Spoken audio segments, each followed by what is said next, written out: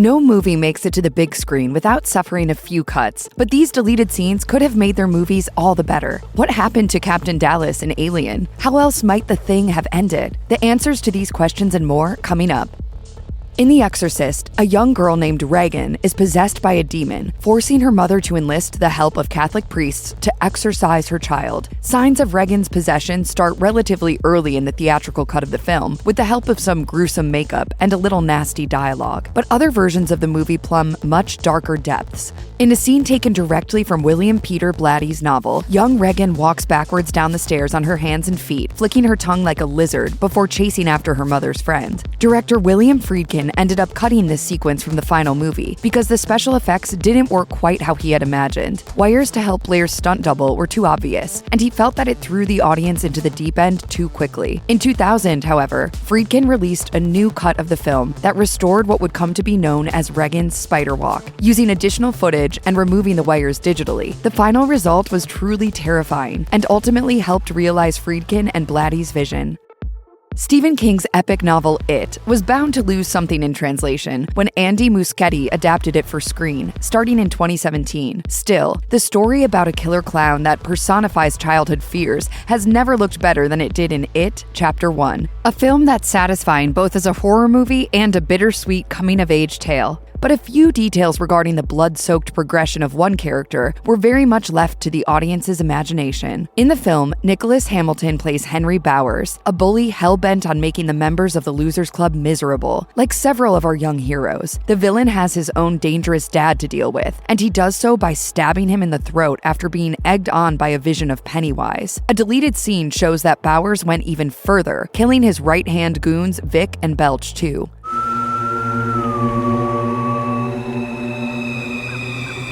Like lambs to a slaughter.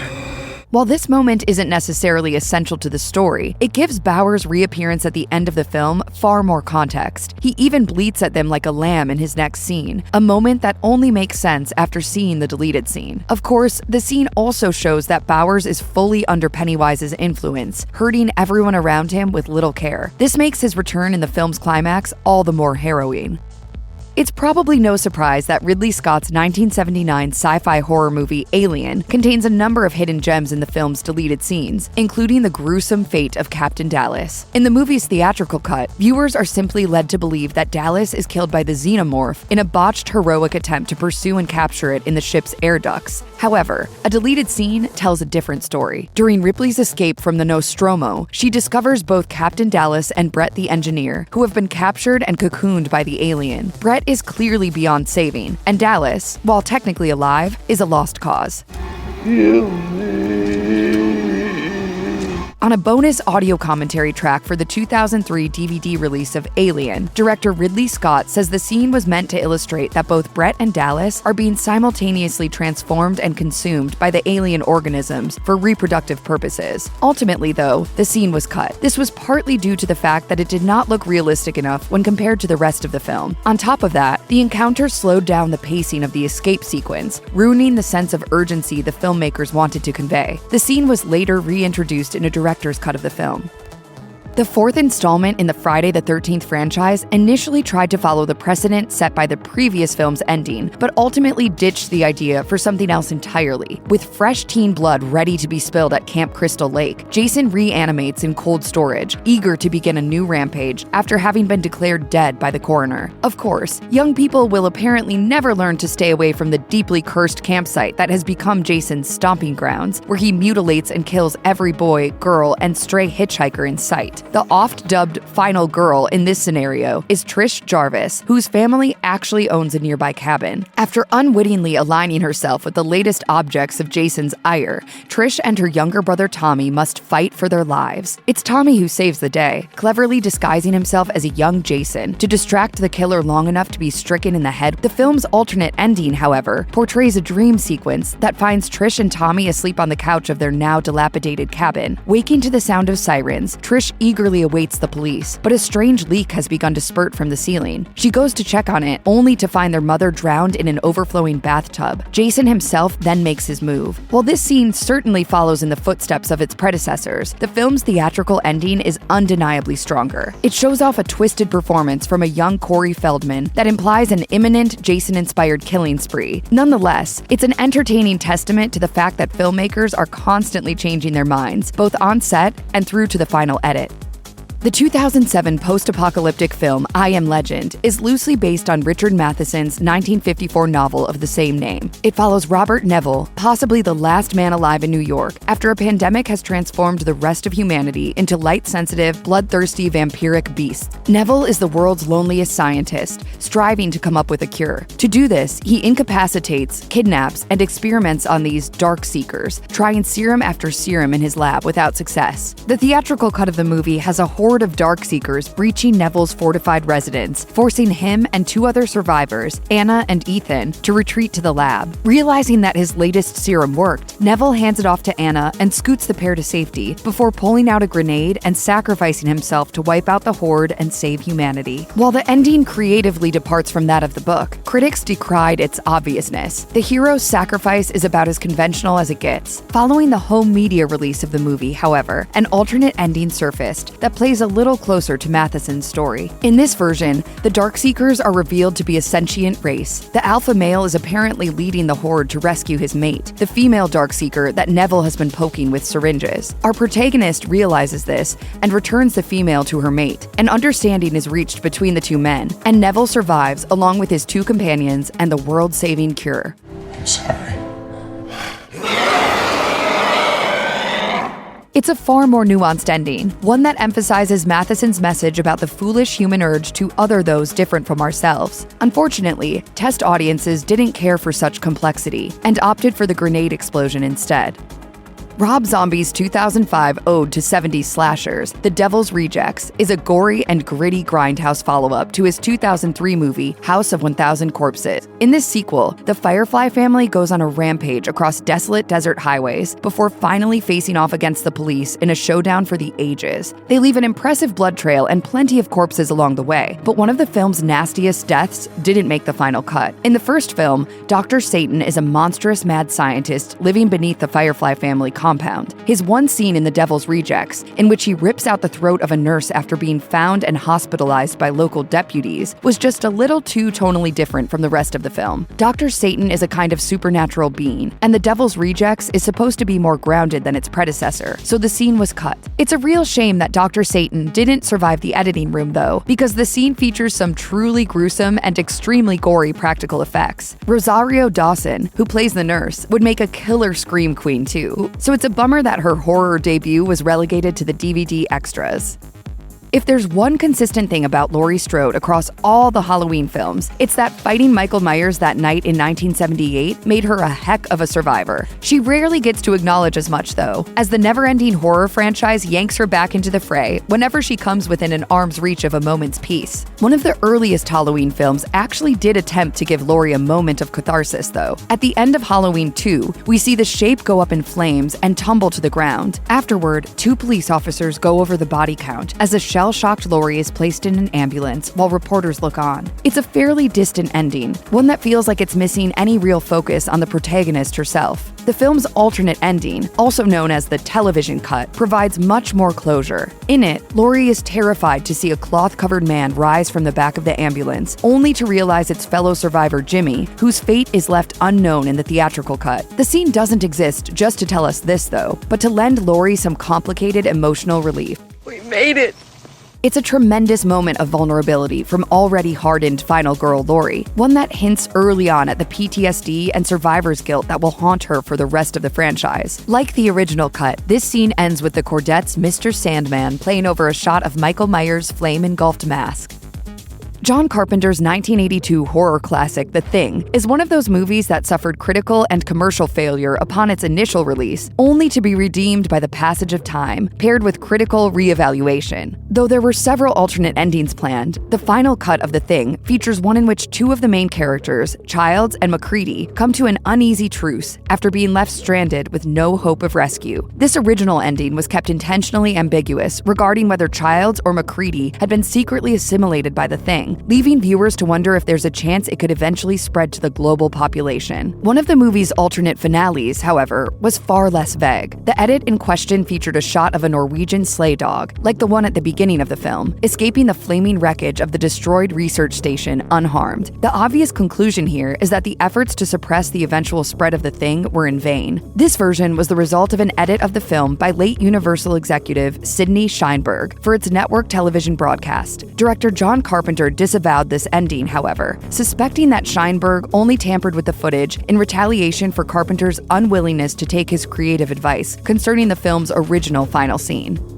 It's impossible to talk about horror without mentioning Wes Craven's 1984 slasher, A Nightmare on Elm Street. But here's a question. Have you ever wondered why so many of the kids on Elm Street don't have siblings? Well, the answer can be found in a deleted scene that would later make an appearance in the bonus content of the film's special edition DVD. In the scene, Marge explains to her daughter Nancy that she and the other parents conspired to execute Freddy Krueger only 10 years prior to the events of the film, after a technical error forced the law to let him walk free. When Nancy asks why they thought they were justified in taking the law into their own hands, Marge tells her this: "Because he took it into his own hands to kill our children." But that wasn't the only revelation she had for her daughter. She continues with an even more disturbing reveal. They all had a brother or sister once. You too, Nancy. This particular piece of information only strengthens the narrative of A Nightmare on Elm Street, illustrating just how much of a connection the tormented teens and families have with both Freddy Krueger and each other. It also gives Nancy that much more motivation to defeat Krueger, since she'd be knowingly avenging the death of her own sibling. While the theatrical cut of the film doesn't suffer from this omission, it definitely wouldn't have hurt to have the scene's added depth and exposition thrown in either. There's admittedly a lot going on in Aliens, James Cameron's landmark 1986 sequel to Ridley Scott's singular sci-fi horror film. But there's also a pretty big subplot that never found its way into the final cut. If you need a refresher, Aliens takes place a whopping 57 years after the events of the original film, with Ellen Ripley having been in stasis after disembarking her alien-infested ship via escape pod. When she is finally rescued, she frantically warns everyone about the threat of xenomorphs, and their initial skepticism soon morphs into horrified belief. Still traumatized from her last encounter, Ripley agrees to face the aliens once again while assisting Weyland-Yutani on an investigative mission to a distant terraforming colony. As it turns out, though, there was originally another subplot at this point in the movie involving Ripley and her daughter, whom she left back on Earth in order to embark on her original mission aboard the Nostromo. As the years have passed at warp speed while hurtling through space, Ripley has hardly aged. Her daughter, however, recently passed away at the age of 66. I promised her that I would be home for her birthday. It's baffling that this scene was cut from the movie, as it demonstrates that Ripley is not only in shock from her most recent memories, but simultaneously grieving the loss of a daughter. This explains the immediate bond she feels with Newt, the young girl who barely escapes the alien attack on her colony. While many have attributed Ripley's protectiveness to garden-variety maternal instinct, the truth is so much more personal and devastating. If Ripley can protect Newt, it may help her cope with the death of her own daughter. Oren Peli's low-budget, found-footage horror movie Paranormal Activity took the world by storm when it debuted in 2009, dominating the pop culture conversation and becoming one of the most profitable movies ever made. Despite its runaway success, however, it's not exactly the most memorable story. Years later, you'll be forgiven if you mostly associate the haunted house flick with seemingly endless scenes of Katie standing over Micah as he sleeps. The alternate endings to Paranormal Activity, however, are the stuff of legend. The original finale includes one of horror's most overused visual tropes. After several nights of strange and threatening behavior, Katie calls Micah downstairs, where she apparently kills him. She hurls his body at the camera, then crawls up to it herself, bloodstained and fully demonic. Honestly, it's not great. But while this original ending clearly isn't all that, Peli actually conceived of 3 others, 2 of which he shot. In the unfilmed ending, Katie kills Micah by bludgeoning him with his camera, and we see it go down all through the camera itself. In a second alternate ending, Katie feigns normalcy when the police arrive, but they ultimately shoot her dead anyway. The third and arguably best alternate scene ties a brutal bow on the slow burn movie. In it, Katie comes back upstairs after killing Mika, walking slowly into the bedroom as if in a trance. She closes and locks the bedroom door, returns to the camera with a large kitchen knife in her hand, and cuts her own throat. Not only is this pretty terrifying in and of itself, but it also aligns more with the film's eerie themes of supernatural loss of control than any of the other endings. For a movie that made over $89 million at the box office, people don't really talk about the 1999 religious horror film Stigmata very often. Patricia Arquette stars as Frankie Page, an atheist woman living in Pittsburgh who begins having strange and violent experiences after showing similar wounds to those of the crucified Jesus Christ. The Reverend Andrew Kiernan is sent to investigate and bears witness to the horrifying phenomena surrounding Frankie. Roger Ebert famously called the film possibly the funniest movie ever made about Catholicism, from a theological point of view. For as serious as the subject matter is, Stigmata totally failed to spark the scares. However, we know of at least one deleted scene that could have helped raise the film's stakes, if only by a little. Frankie, in full possession mode, yells at Reverend Kiernan and begins mutilating her own body. While this moment exists in the film, the graphic depiction was heavily edited, neutering the severity of her possession. The film also has an alternate ending in which Frankie dies after receiving the fifth stigmata, instead of the theatrical ending, in which she survives and goes on to live a normal life. Had Stigmata gone with the original and more intense moments, the film might have enjoyed a more enduring legacy. As it stands, however, this movie is fated to be little more than a footnote in horror movie history. The Friday the 13th franchise is one of horror's most enduring, having heralded a new slasher cycle with its first Camp Crystal Lake tale in 1980. Fans love the original, of course, but it's the sequel that establishes Jason Voorhees as the saga's vengeful killer. Friday the 13th Part 2 also holds the honor of showcasing Jason's first kill. Poor Alice, who went through the ringer to survive the events of the first film and Jason's murderous mother, is dispatched in the sequel's opening. The kill shown in theaters is pretty rough, as Alice takes an ice pick to the face after finding the severed head of Mrs. Voorhees in her fridge. But this moment is only seen in profile, and there's a reason for that. It starts with MP and ends with AA. Yes, the rating board gutted the gore, demanding cuts to nearly every kill scene in the movie, including Alice's death. Deleted scenes and extended footage have since shown up in a few work prints here and there, but it wasn't until Scream Factory released an impressive 4K collection of the Friday the 13th movies that the excised footage properly surfaced. Alice's alternate scene depicts her death in all its gruesome glory. Interestingly enough, Adrienne King has since claimed that her character didn't actually die in the scene, per an agreement between her and producers. One of the key reasons was safety. King gained a nasty stalker following the 1980 release of Friday the 13th, and wanted her character's conclusion to be open-ended for a possible return. Here's Johnny!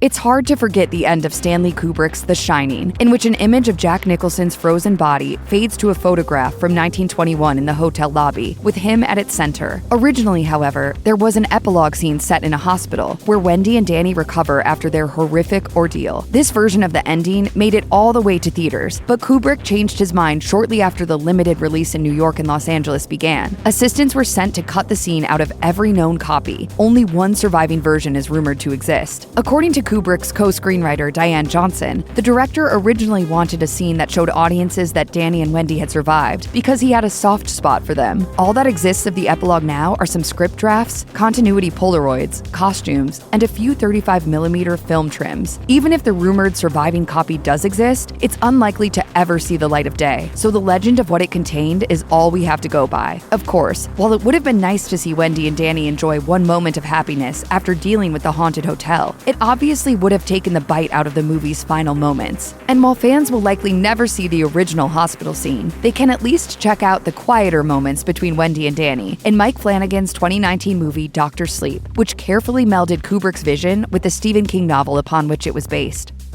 Many hardcore horror fans have spent endless hours scouring the web for deleted scenes from the Blair Witch Project, and for good reason too. Having all but created the found footage subgenre, the terror of the Blair Witch Project has just as much to do with what the audience doesn't see. After all, the titular crone never even makes an appearance. However, every sliver of new information presented through deleted scenes also adds dimension to the film's pared-back paranoia, and one specific scene stands out above the rest. In this chilling clip, found only on certain bootleg copies of the movie, we see Heather, Mike, and Josh debating the idea of ditching their backpacks in order to move through the dense woods with greater ease. By this point, disorientation is beginning to set in, but Heather remains lucid enough to make an incredibly important decision to hang on to their possessions. I am not leaving my pack anywhere.